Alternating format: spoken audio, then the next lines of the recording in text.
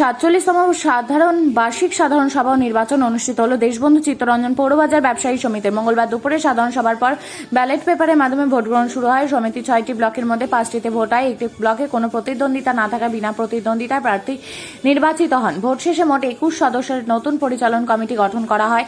পরে এই কমিটির মধ্য থেকে বিভিন্ন পদাধিকারী নির্বাচন করা হয়।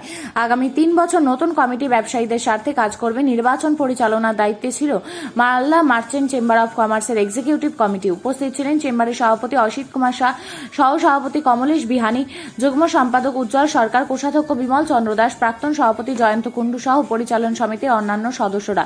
এদিন শান্তিপূর্ণ পরিবেশে ভোট গ্রহণ সম্পন্ন হয়।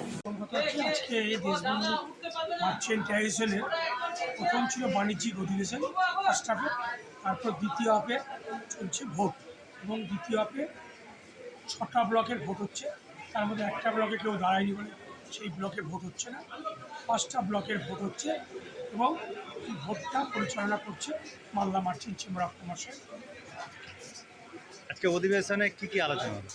অধিবেশনে এটা বিভিন্ন পারস্পরিক ব্যাপারটা আলোচনা হচ্ছে, মানে বিভিন্ন সুবিধা অসুবিধা সমস্ত কিছু আমরা আলোচনা করছি। কত বছর পর পর হয়? এটা প্রতি বছরই বাণিজ্যিক অধিবেশন হয়, ভোটটা হয় 3 বছর পর।